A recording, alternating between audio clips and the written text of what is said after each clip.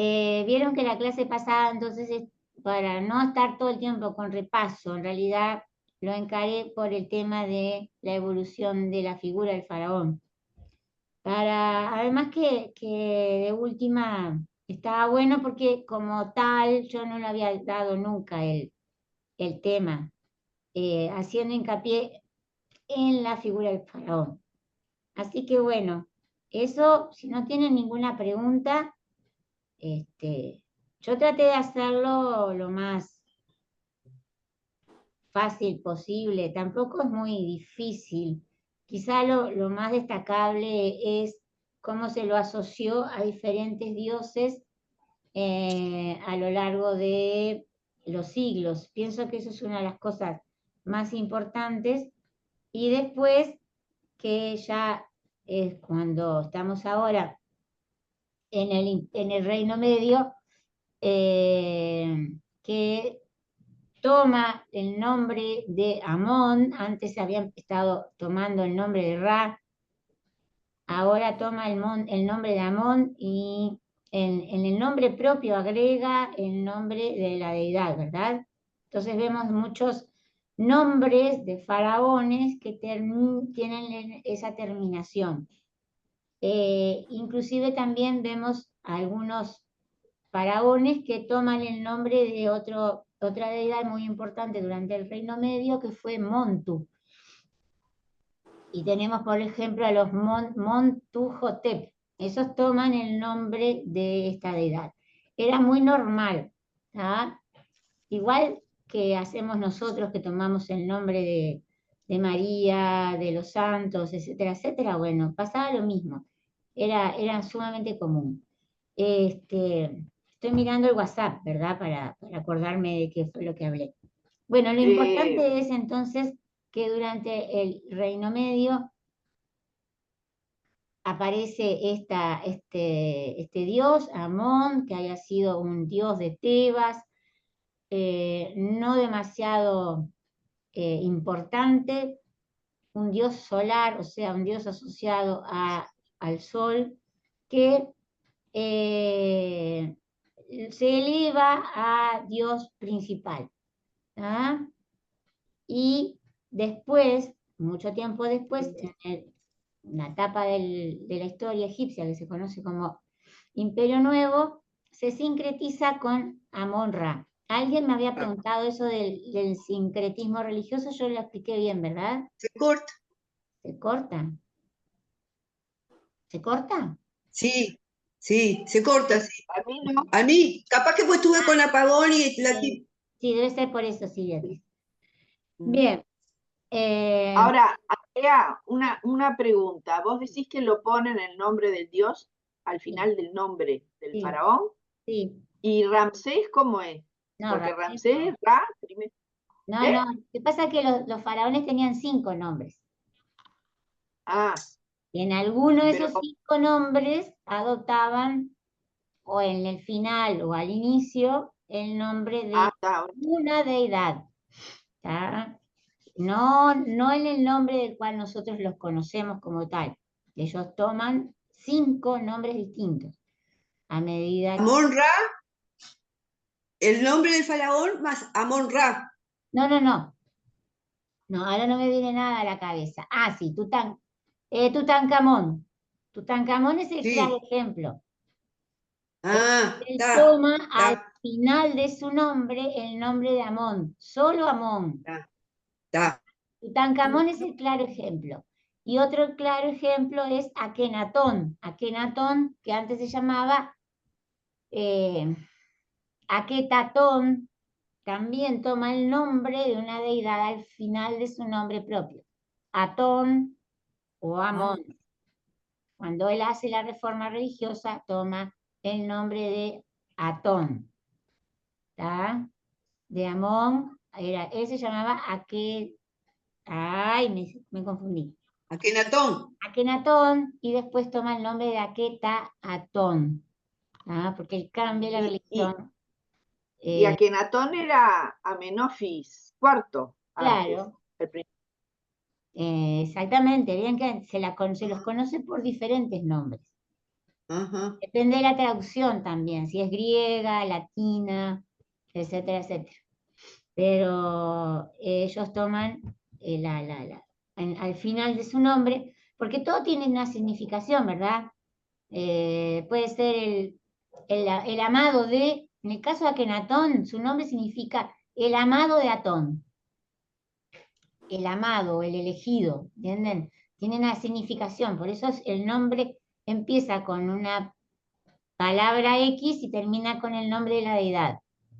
Y en el caso de cuando yo les decía recién Montu, ahí vemos antes del nombre, el nombre Montu y después lo que le sigue, que todo que todo significa algo relacionado a la figura del faraón con ese dios. Juntamente Ramsés no sé qué significa, pero Montu El Hotep, Ra me parece que viene del dios Ra. no sé, después me fijo, pero no sé. Rameses también le decían. Bueno, Rameses también, pero Rameses es la traducción griega, ¿viste? De Ramsés. Ah, Por eso es que tenía Mentuhotep es de Montu. de Montu, del dios Montu, que estaba considerado un dios de la creación. Eso lo dimos el año pasado. Tendrían que ponerse a leer algo del año pasado. Pero bueno, está en el WhatsApp. No sé si yo lo tengo todo en el chat. No sé cuánto debe de pesar mi WhatsApp. Bien. Lo otro importante de los reyes del Imperio Medio es, bueno, todo el sistema de administración que crearon para poder reinar en todo el territorio egipcio, ¿tá? Sin problemas. Estoy mirando para acordarme. Bueno, y hoy vamos a empezar, vamos a seguir un poquito con Amenemhat. Amenemhat I. Este, el fundador de la dinastía número 12. Eso lo tienen en la información del año pasado. Nosotros terminamos el año pasado con el comienzo de la dinastía número 12 y el fundador de esta dinastía que se llama Amenemhat I.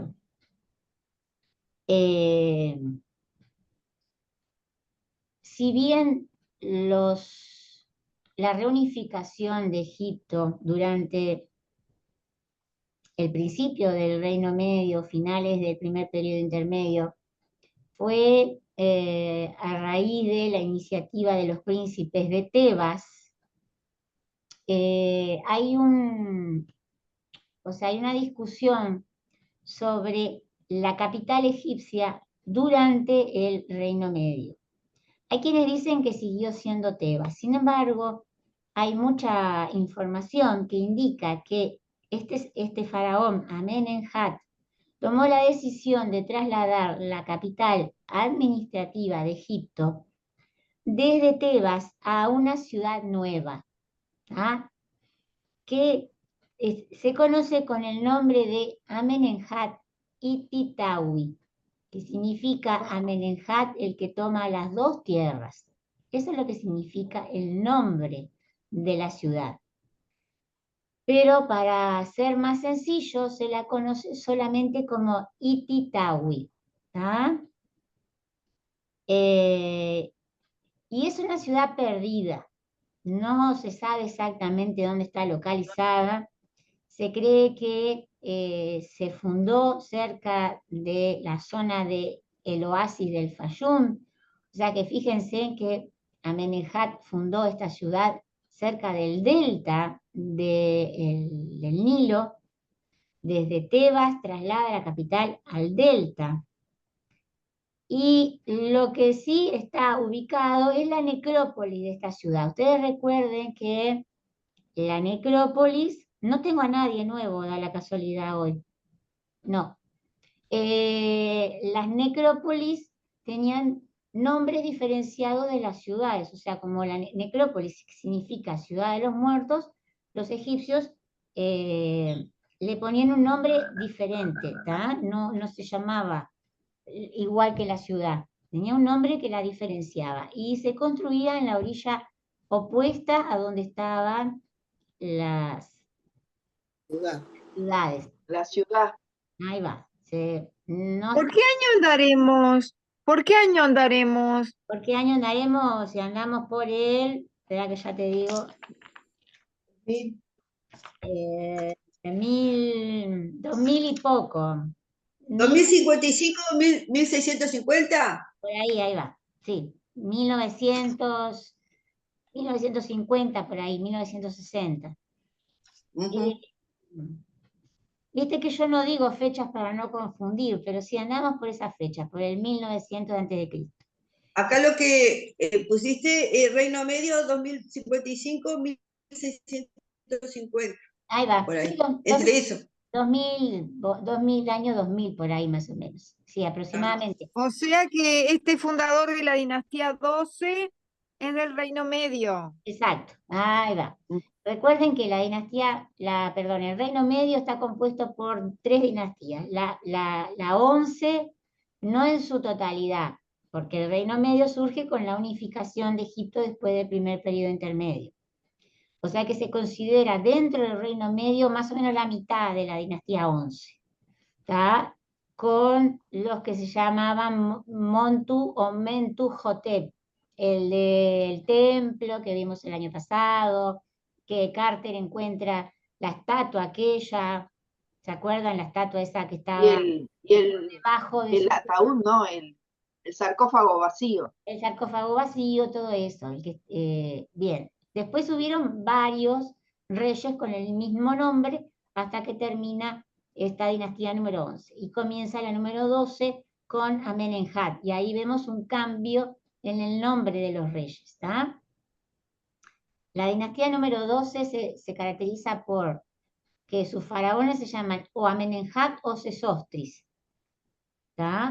Y después comienza la dinastía número 13, que también forma parte del Reino Medio. Por lo menos en los primeros reyes no se sabe bien si el último rey ya se considera dentro del segundo periodo intermedio, ¿tá? Que es cuando invaden a Egipto los Hicsos provenientes de Asia. ¿Tá? De todas formas, estamos aproximadamente en el año 2000 a.C., y es que Amenemhat, entonces, cuando es coronado rey, decide trasladar la capital, que era en ese momento Tebas, pero hay que tomar en consideración, y recuerden que dado que anteriormente Egipto estaba dividido, Memphis había sido capital hasta hace unos pocos años, un siglo, que era Memphis la capital hasta ese momento, pasa a ser a Tebas.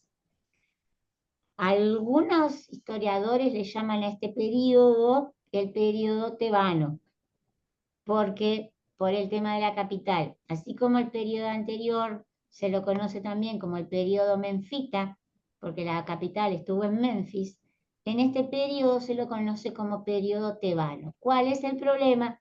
El problema es esta nueva capital que funda Amenemhat en el delta o cerca del delta. ¿Está?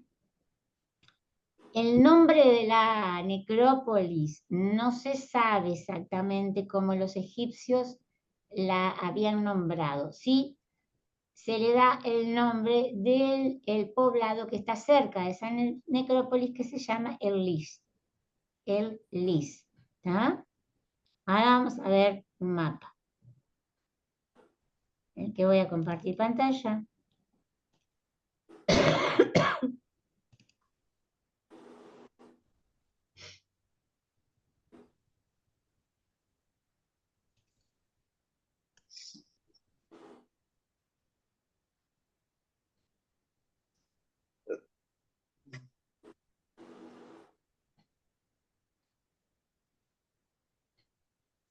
Bueno, lo primero que vemos acá es la esfinge de este faraón, de Amenemhat I, el fundador de la dinastía número 12. Miren qué bonita. Está en el Museo del Louvre, está hecho en granito rosa, y bueno, tiene todas las características del faraón, sobre todo el tocado, la barba y la cobra acá en la cabeza. Y acá tiene el nombre del rey, por supuesto. Está en muy buen estado de conservación. Lo único que le falta es un pedazo de la pata delantera. Amenemhat, o sea, se conocen de él varias estatuas, pero esta la tenía guardada en una carpeta que se llama Louvre, porque yo a veces cuando logro bajar imágenes de la página web de un museo, las meto en una carpeta y me estaba rechinando que tenía alguna imagen interesante para mostrarles y me acordé. Así que bueno, si alguno de ustedes viaja al Louvre, ya saben que esta esfinge es de el faraón Amenemhat, ¿está? Ojalá ¿Qué pudiera viajar. tamaño tiene esa, más o menos? No sé el tamaño, pero no creo que sean estatuas chicas. Recuerden que Ni cuando estamos tampoco muy hablando de grande. faraones siempre es todo extraordinariamente grande. Todo es muy grande. Esa es bastante parecida a la La esfinge, esfinge. Que claro. le sacás la nariz y le sacás la, no sé, la barba. Se parece bastante, Carón, así cuadrado. No sé. Y sí, es la idea. Porque ellos tenían unas reglas para seguir cuando hacían estatuas o cuando cualquier obra de arte egipcia tenía unas reglas que tenía que seguir el artista, tanto fuera pintura como escultura. Por eso es que nosotros vemos similitudes siempre en las estatuas, pero si las comparamos unas con las otras, si comparáramos esfinges o estatuas de diferentes faraones, vamos a ver que tienen también su individualidad, ¿no? Pero sí, hay un aire, sobre todo más bien por el tema del tocado, que le da ese parecido.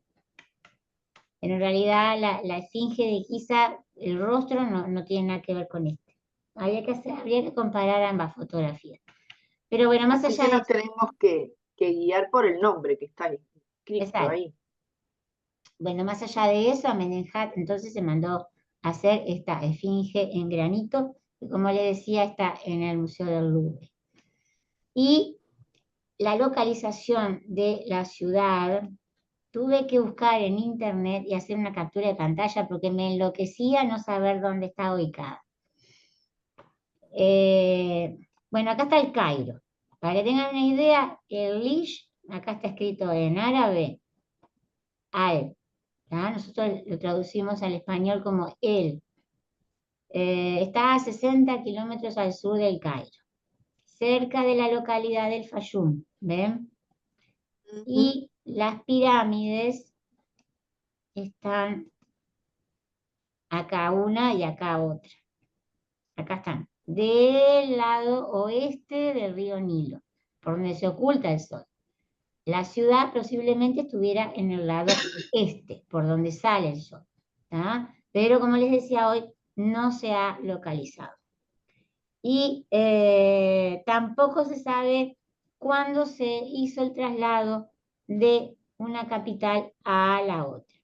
Aunque muchos historiadores dicen que fue probablemente en los primeros años del gobierno de Mentuhotep, vamos a poner la esfinge porque dejar un mapa no tiene mucho sentido, dicen que pudo haber sido en los comienzos del reinado, pero no inmediatamente, porque obviamente que el hombre tuvo que demorar algunos años y estar en Tebas unos cuantos años mientras construía la ciudad. Entonces quiere decir que estuvo en Tebas gobernando algunos años. ¿Cuántos? No se sabe.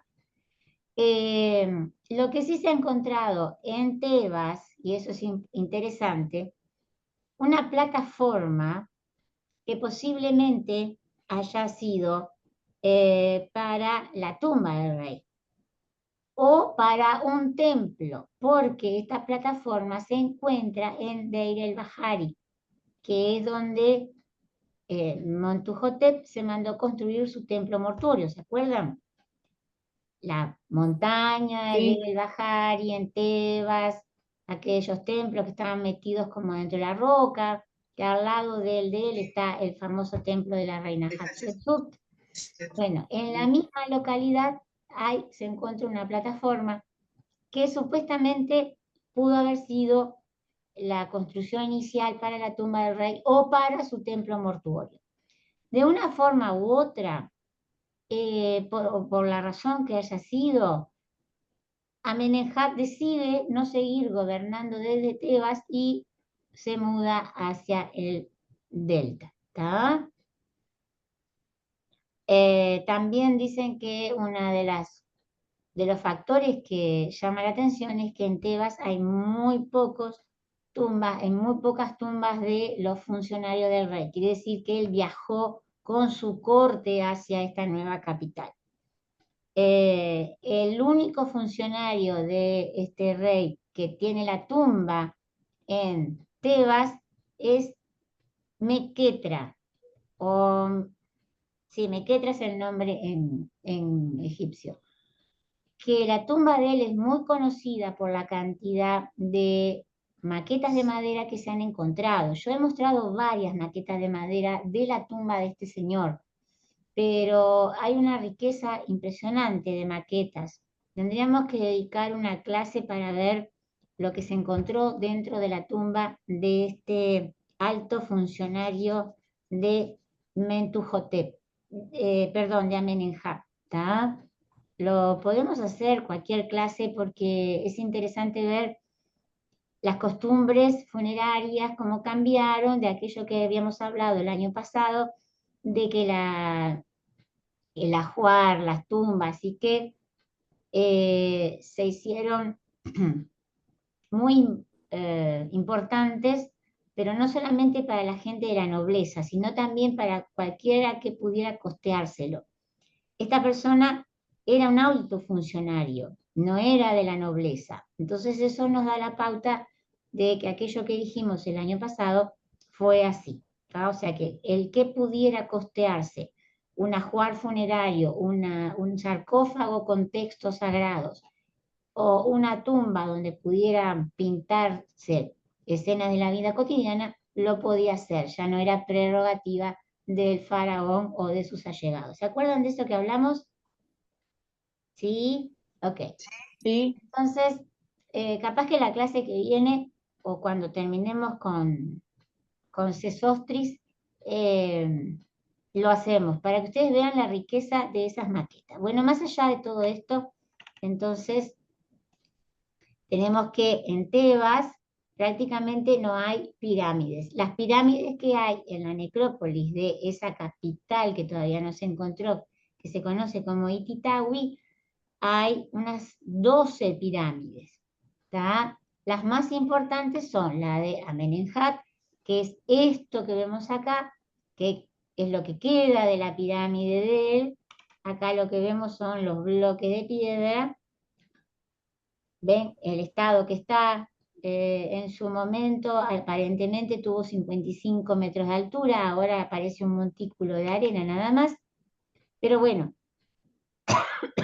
se ve que no estaba tan bien construida como la pirámide de Giza. Esta es la planta de la pirámide de este faraón. Básicamente es igual a toda la planta de todas las pirámides, con sus templos funerarios alrededor. ¿Ah? Por eso les traje el dibujo, porque eso, la foto no dice nada, entonces como que el dibujo muestra un poco más.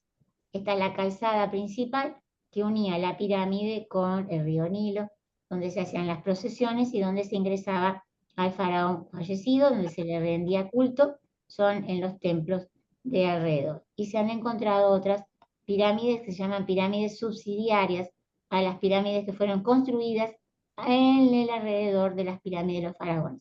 Normalmente son pirámides a las hijas o hijos o esposas del rey. ¿Está claro? ¿Eso blanco que está para la punta de la pirámide es un hueco o es algo profundo que está? Vos sabés que no sé. A mí me llamó la atención también esto y no entiendo por qué lo dibujaron así. No ¿Será un sé. pasadizo? No sé, Graciela, viste, lo miré y la verdad que no, como no hay nada que indique qué es Sí. qué en la foto, Sí. Capaz que es el pasadizo La hacia entrada a la tumba. sí, es lo que se me Ah, ocurre, que bien. la cámara sepulcral está acá, Ese en este punto Claro. negro. es lo único que se me ocurre, porque no entiendo mucho el porqué de esa línea. Bueno, y miren acá, esta es la tumba de este señor Mequetra. Esto lo dibujó la persona que a principios del siglo pasado excavó toda esta parte. Acá ahora volvemos a Tebas, ¿está? Por eso está escrito en italiano. Esta es la plataforma esa que yo les hablé recién. ¿Tá? ¿Vieron que dice acá monumento fúnebre incompleto? Entre paréntesis, un signo de pregunta, Amenemhat I. Ahora se sabe que es de Amenemhat I, pero a principios del siglo pasado no se sabía. Y acá hay las tumbas de tres personas, pero la que les decía yo hoy es esta, ¿tá? Que es esta tumba de acá, está localizada bien cerquita de este monumento fúnebre o posible tumba del rey. Lo que indica que esta persona trabajaba para el rey, ¿tá? Recuerden que los reyes, por más que a nosotros nos pareciera que eran muy inaccesibles, ellos tenían algún tipo de concesión, digamos, hacia sus súbditos, que era poder realizar sus tumbas cerca de él. ¿Se acuerdan de eso? Que era costumbre desde la época de antes de la unificación de Egipto. Los reyes permitían que las personas que habían trabajado con él, que no eran familiares directos, podían construir sus tumbas cerca de la tumba del rey, porque así también se aprovechaba el tema del ascenso o del pasaje al más allá. ¿Se acuerdan de todo eso? Lo vimos el año pasado. Sí, Sí, A mí me quedó una duda. sí, decime. ¿Te acordás cuando decíamos que bueno, cuando moría el faraón tenían que morirse de todos su séquito, digamos, ¿no? ¿Pasaba lo mismo con su esposa? No, espera, pero Pero fue, eso fue en la dinastía número 1. Sí, Sí, en la sí, allá, en primera. aquella En época. aquella época, Se tendría que morir la esposa. ¿También nosotras nos teníamos que morir? No, no, Esa era mi preocupación. sí, claro, sí, sí. no. Sí, sí, sí, sí. Sí, cuando ¡Qué moría el horror! faraón asesinaban o hacían el sacrificio de toda, excepto del hijo que lo iba a sobrevivir, obvio. Ah, Los eso hijos te iba a preguntar. no, los Claro, hijos no porque tenían que sobrevivirle, si no, no tenía sentido. Pero las claro. esposas, las concubinas, Pobre hijo, ¿eh? pobre hijo. Pobre hijo, bueno. Se le murió Eh, el padre, la madre y no se va feudo. sí, se quedaba sin familia. Pero eso, por eso después se dejó de hacer, eso fue durante muy poco tiempo que tuvieron Sí, esa no. costumbre.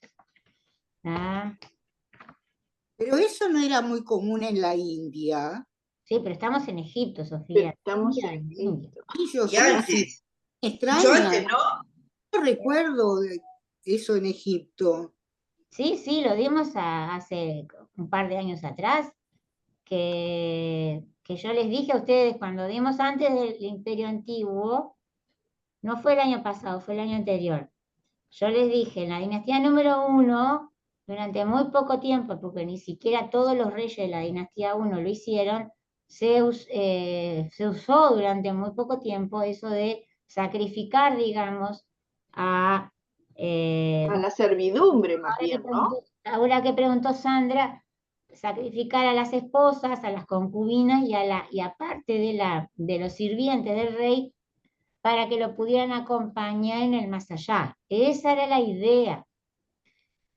Después se dejó de lado y se comenzaron a usar las pequeñas estatuillas que acompañan a los difuntos, que se conocen como usheptis, que hay miles y están hechas de todo tipo de material, cerámica, vidrio, roca, y que eso quedó para ser usado por los faraones. Y después los empezaron a usar otras personas que no fueron reyes.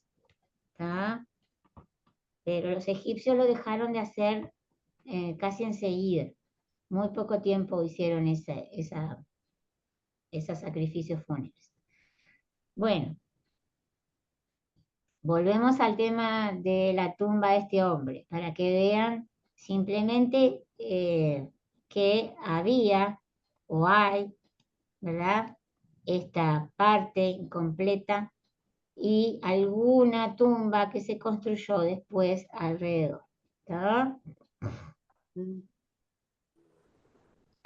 Bueno, volvemos al delta. Esta es parte del recubrimiento exterior de la pirámide del hijo de Amenemhat, que se llama Sesostris. ¿Ah? Sesostris. Simplemente para que vean, nada más, porque en realidad de lejos parece un montículo de arena y cascotes, está en muy malas condiciones, cualquiera de las pirámides que están en esta necrópolis.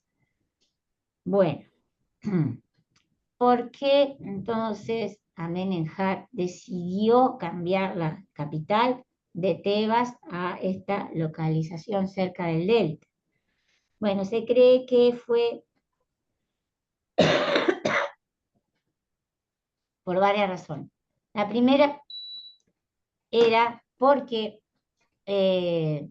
estaba cerca del delta y él podía estar cerca de las incursiones de pueblos asiáticos en Egipto.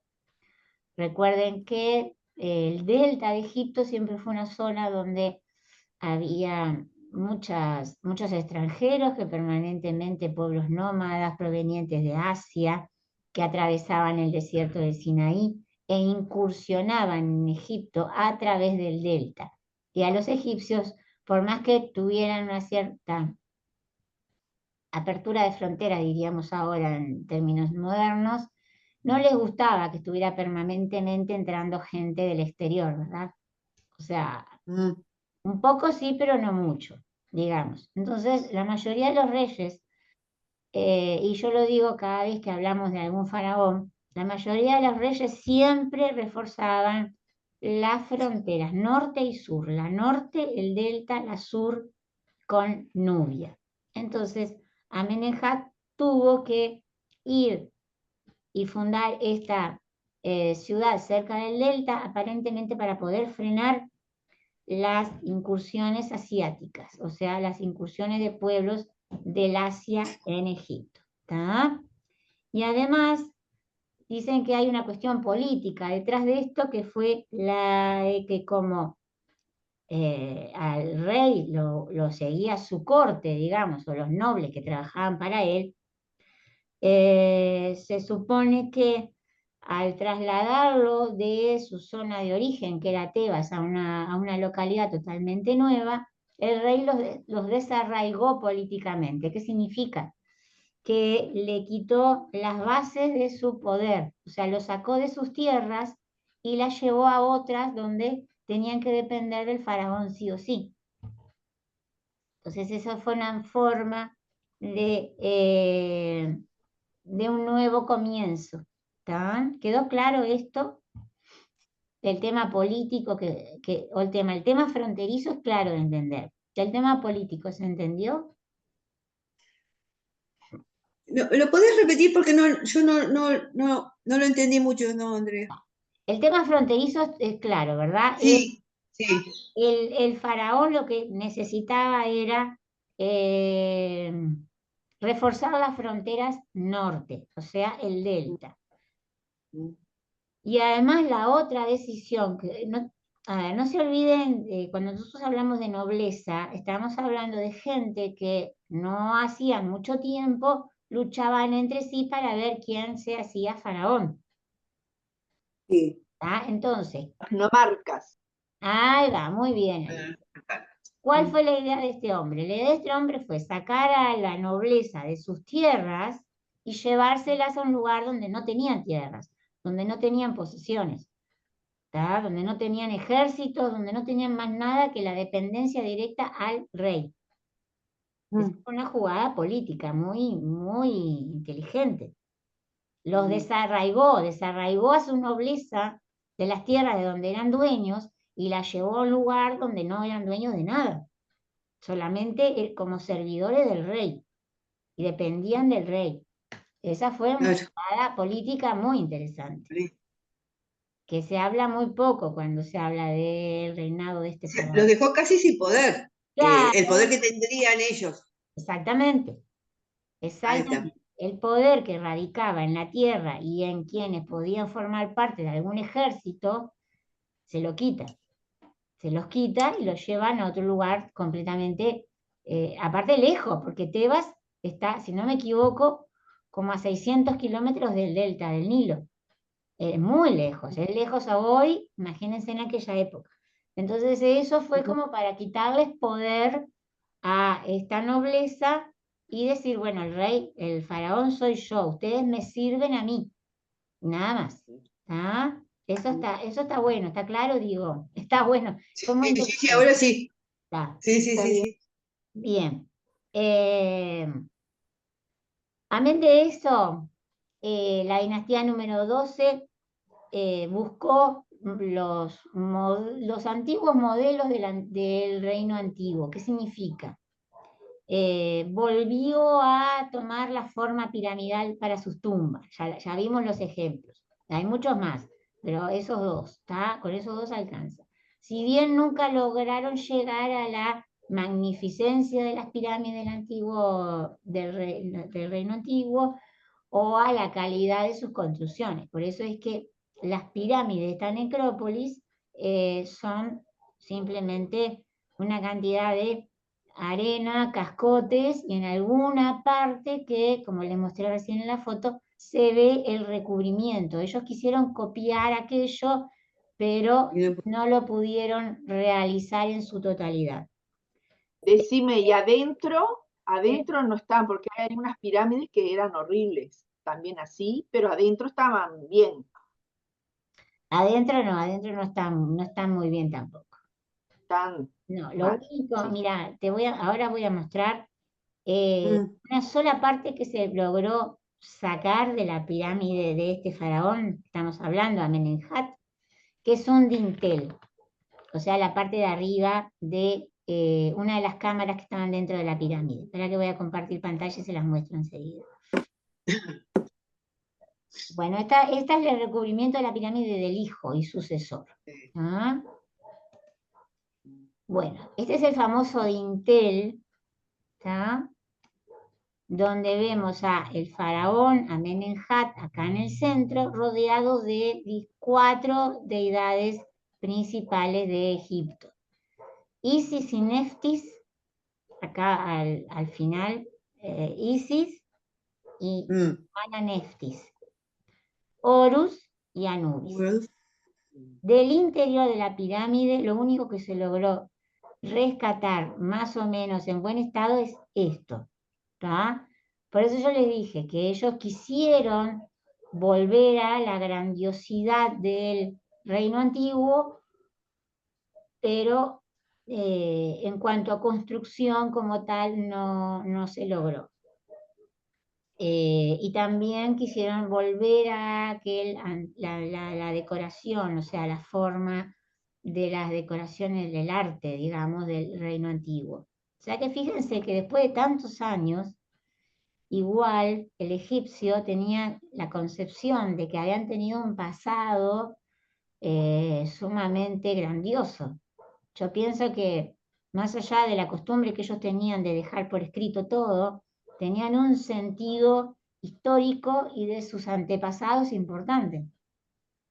Porque si no, no hubieran querido volver a la grandiosidad de lo que nosotros conocemos como reino antiguo. ¿Me explico?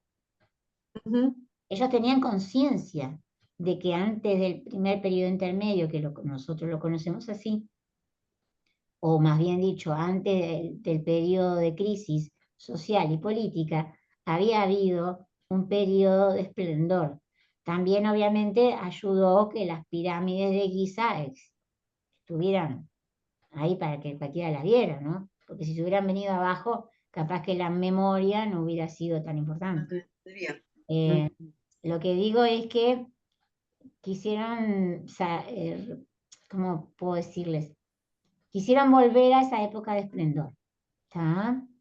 Para recordarla, ¿no? No, para Como antepasado.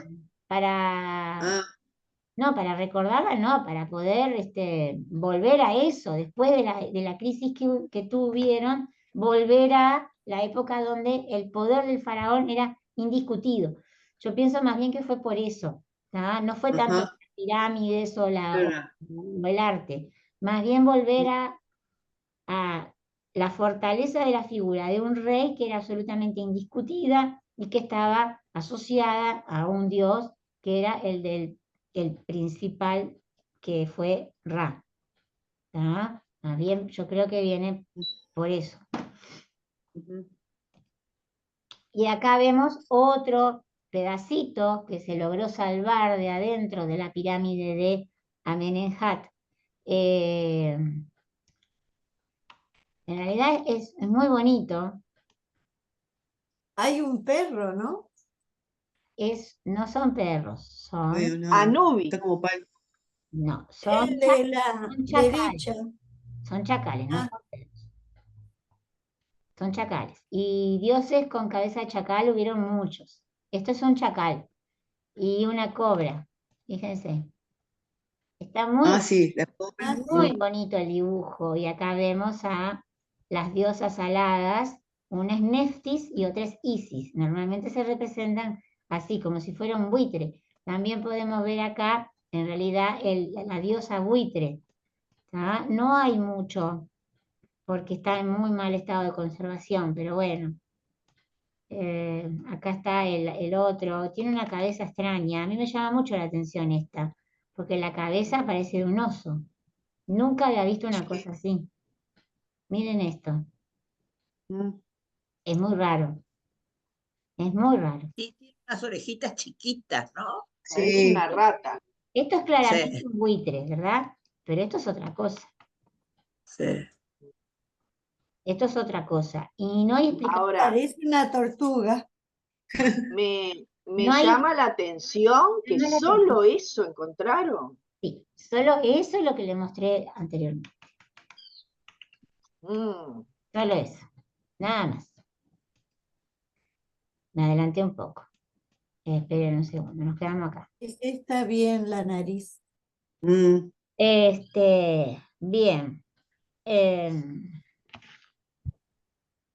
Esperen que se me perdió una hoja. Ah, no. El otro día se me cayó una al piso y no la encontraba por ningún lado. Bien.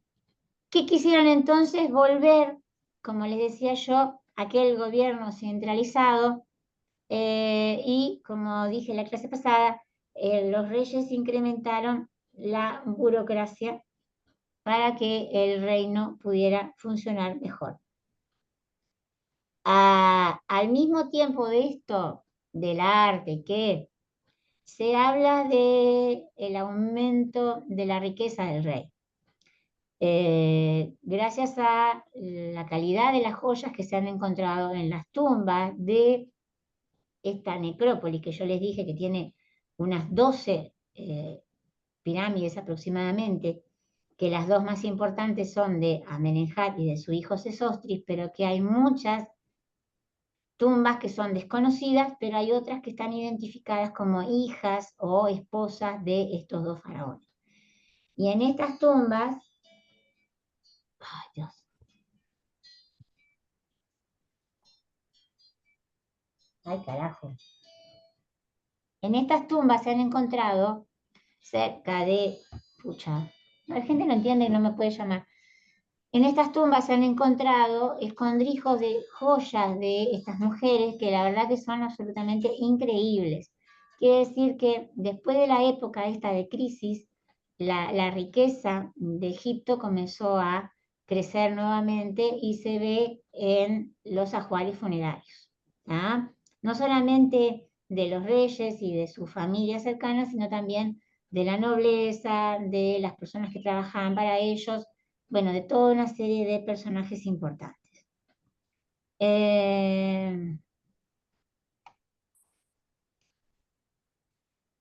Este es Sesostris, el hijo del rey este que estábamos hablando recién.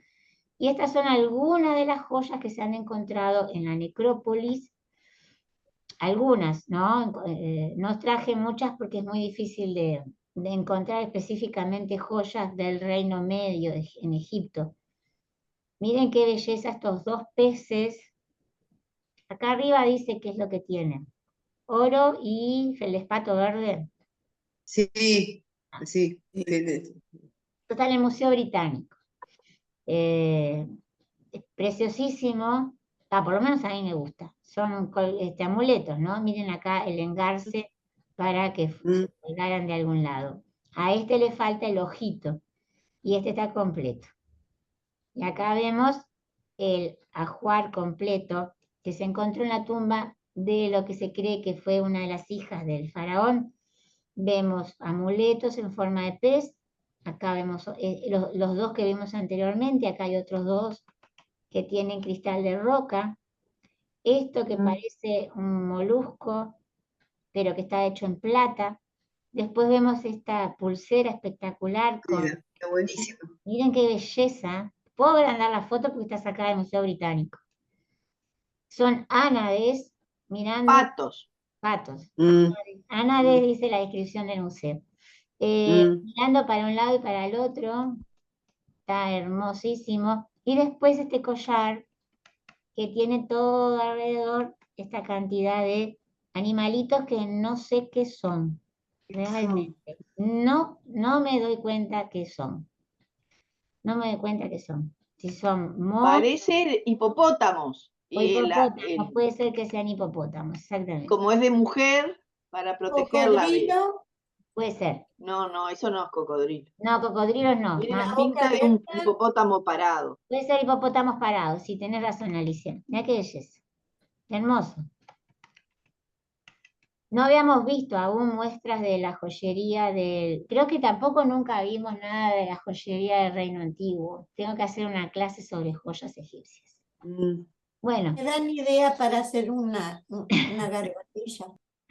Y también se encontró esto, miren qué cosa más divina, es un cinturón ceremonial.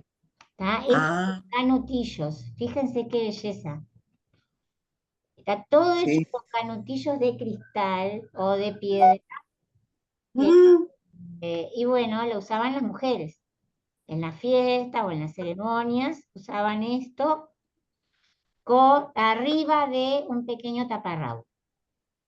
¿Está? Vean similitudes a cierta ropa moderna que sobre todo se usa en los bailes de los pueblos musulmanes en la actualidad. ¿De dónde nace la costumbre de esos cinturones de canutillo que usan hasta el día de hoy? Fíjense, ¿de dónde nace esa costumbre? Bueno.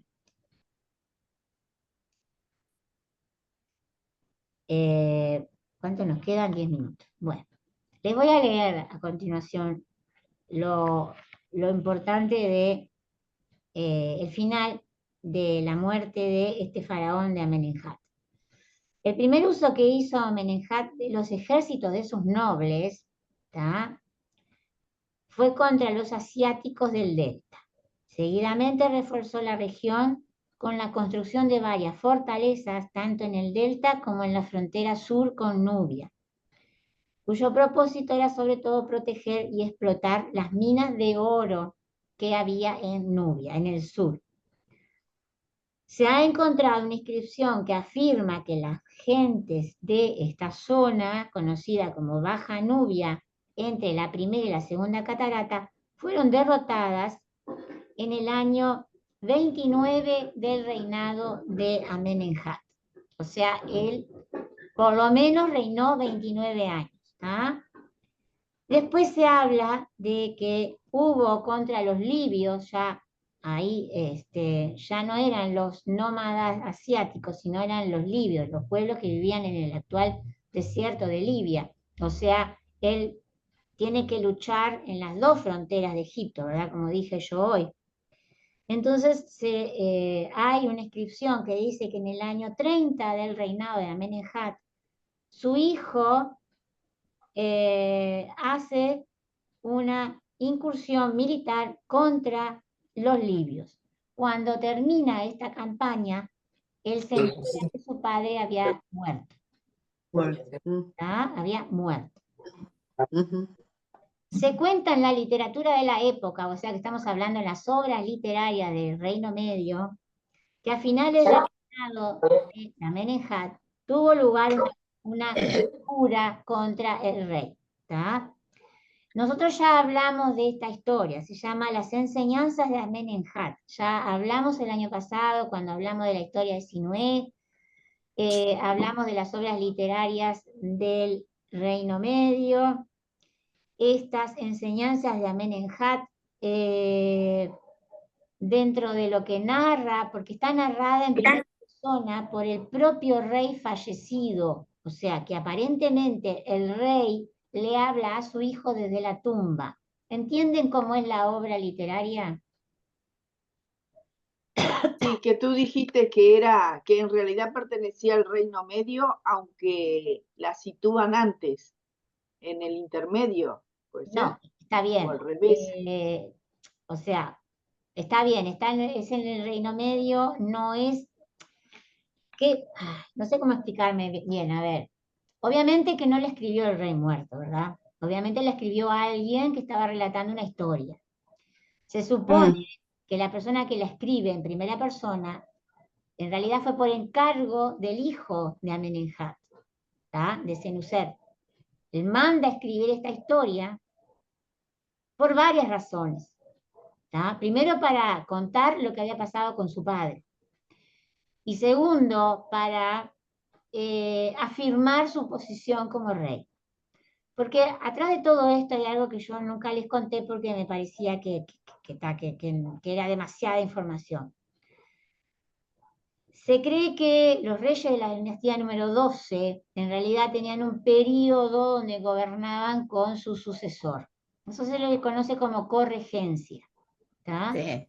Porque eran ya adultos que todavía no podían acceder al trono porque su padre estaba vivo, pero el padre, el rey, los hacía meter, digamos, dentro de la política o del gobierno para poder instruirlos. ¿Me explico? Eso se cree que fue una práctica común durante el Reino Medio. Se cree. Hay algunas cosas que la afirman y otras que no. Entonces, como cuando se encuentra esta carta o este cuento, entonces hay quienes dicen que Amenemhat no pudo, no le dio el tiempo para nombrar a su hijo como corregente. Entonces el hijo tuvo que construir esto para que nadie le disputara su, digamos, herencia al trono, para que nadie le disputara que él fuera rey. ¿Quedó claro ahora? Sí, sí, sí, sí. Está. Sí. Este escrito, este cuento, como ustedes quieran llamar, se llama Las enseñanzas de Amenemhat. Ese es el nombre. También se conoce como de otra forma, pero no importa. Entonces dice así, supuestamente narrado por el rey. Era tras la cena, cuando la noche había caído y había pasado una hora de felicidad. Estaba dormido sobre mi cama. Estaba cansado y mi corazón comenzó a quedarse dormido.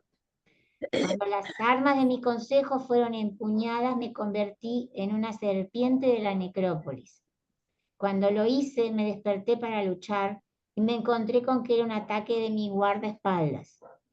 Si hubiera cogido las armas en mi mano con rapidez, habría hecho retroceder a los desgraciados con una carga.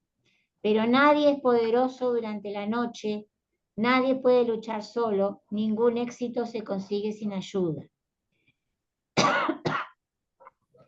Mira, mi herida tuvo lugar cuando me encontraba sin ti, cuando mi séquito todavía no había escuchado que te lo entregaría, cuando todavía no estaba sentado contigo, que te daría consejos porque yo no lo preví y mi corazón no pensó en la negligencia de los sirvientes. Eso es el texto traducido. ¿Se entiende, verdad? Sí, Al rey lo ataca. pero no da nombre. No, no da nombre, es obvio, porque fue una conjura de la corte, no da nombre. Claro. Claro. Pero ¿cómo Pero el era muy supuesto o el que sería faraón o rey sabía que era él? Si no tenía hijos, los hijos. Pregunto. ¿Cómo, Beatriz? ¿El rey o el faraón no tenía varios hijos? ¿O dos, por lo menos? Sí, podría, no sé cuántos hijos tenía, pero uno solo le iba a suceder, Ah, mayor. claro, uno solo. Y él sabía que era el mayor, ponele, Sí, o el sí. elegido de él. Sí, el elegido. Está, eso que Sí. está. Lo que dice acá es que el rey fue atacado durante la noche mientras dormía, estaba solo, por eso dice, estaba Sí. sin ti y no pude, Sí. y todavía mi séquito no había escuchado que te lo entregaría, o sea que él dice como que nadie sabía que Sesostris iba a ser su heredero. Hay como, diríamos nosotros, como un agujero legal ahí, ¿entienden? Él, Sí. ¿entienden cómo es que Sesostris fue Sí, muy conveniente para él, para el hijo. Claro, fue sumamente? claro. Por eso estaba hablando Claro. hoy de la corregencia, porque la corregencia se explica muy sencillo, ¿verdad? Un rey, antes de morir, le dice a su heredero, bueno, vamos a gobernar ambos y de paso vos vas aprendiendo de qué se trata esto de gobernar un país tan grande y tan poderoso como Egipto o como cualquier Claro. otro país. Mm, Al parecer, Amenhotep no tuvo tiempo para hacer efectiva esa corregencia con su hijo Sesostris. Cuando Amenhotep muere asesinado, obviamente que muere asesinado por alguien que quería asumir el poder del faraón, porque si no, no lo hubieran matado. Era alguien que, sin saber que ya iba a ser Sesostris el próximo faraón, lo mató para hacerse con el poder. Sí, Claro. sí. Eso está. Entonces, ¿qué dice el rey? Supuestamente, dice, me mataron cuando estaba solo, cuando nadie sabía que te iba a entregar el poder a ti. Ajá. Sí. Eso es lo que dice. Nadie aún sabía que te iba a entregar el poder a ti, cuando todavía no estaba sentado contigo, que te daría Claro. consejos, porque yo no lo preví y mi corazón no pensó en la negligencia de los sirvientes. Cuando habla del Ajá. sirviente, nosotros no tenemos que pensar en el sirviente de baja categoría, Sí, tenemos que sí. pensar en los nobles que quizás Que se estaban pensaban al que tenían derecho al trono. Los que le servían a él. lo que estaban al lado de él, sí. Exactamente. Entonces, todo este conjuro obviamente fue efectuado por alguien que quiso hacerse con el trono. Cuando le avisan a Sesostris, él llega, ¿tá? Porque estaba en el norte, estaba cerca de donde mataron a su padre. No tenía que recorrerse desde el sur hasta el delta, estaba relativamente cerca. Él llega y comprueba, dice la historia, ¿verdad? Que comprueba esta conjura palaciega y se hace coronar faraón. ¿No? Ese es eso es lo más interesante que se analiza de el intercambio de un rey a otro, porque además está por escrito y bueno, es sumamente interesante de ver la, digamos, justificación que elabora Sesostris. Además, no solamente eso, sino como para decir, bueno, cualquier forma o medida que él pudo haber tomado en contra de los que asesinaron a su padre estaba justificada, ¿verdad? Porque también es eso. O sea, mataron a un rey. Quiere decir que el Claro. hijo tomó represalias. Tomó represalias y bueno, se justifica porque el padre, digamos, le pide de la tumba que Lo haga. lo haga. Exactamente. Las Ah. enseñanzas, Y los que fueron no podían decir ni ay, no, porque ya se delataban. claro, obvio, es muy No, inteligente la medida que él toma. capaz que Claro. pensaban después matarlo a él. Obvio que los mataron, ¿no? Eso no se pone en duda. Mm. Es mucho más larga este cuento, la historia es mucho más larga, porque después Amenemhat le cuenta a su hijo, recordemos entre comillas, ¿verdad?, cómo ser un buen rey. Las enseñanzas, sea quien sea la persona que lo escribió, tuvo muchos objetivos. O sea, el objetivo de escribir esto fueron varios, ¿tá? Uno fue esto, contar qué pasó con el rey. Otro fue una especie de justificación. Pero la persona que lo escribió le agregó además consejos de cómo ser un buen rey. Y eso también es sumamente interesante. Lamentablemente es muy difícil en internet encontrar el texto completo. Yo esto que les leí textual lo saqué de un libro, pero como texto elaborado durante el Reino Medio también es sumamente interesante de analizar. Sí, Beatriz, decime. El texto ese fue hecho o escrito por alguien cerca de él. Claro. Ahí está. Sí, exacto. Ahora, Escrito exacto. por alguien cercano del rey, sí. De él. Quizá haya sido alguien que presenció la conjura, que presenció, digamos, el asesinato, pero que no estaba dentro de los Claro. vecinos, obviamente, ¿no? Alguien muy cercano al rey tuvo que haber, entonces, escrito. O puede haber quedado moribundo y ahí dio la orden de que lo escribiera. Bueno, para tanto no sé. Puede ser. Hay que investigar. Bueno, y es así entonces que... Ya estamos en la hora. Ya estamos en la hora, sí, ya termino. Es así entonces como llega al trono Sesostris. primero, Sesostris. o Sesostris. Sesostris primero. Nos conoce por 3 nombres. 3. Depende de la traducción. Yo prefiero decir Sesostris porque es más sencillo. Y gobernó entre los años 1956 y 1911 a.C. 45 años. Bueno, terminamos acá porque la voz mía no quiere más nada y además estamos pasadísimos de hoy. Bueno.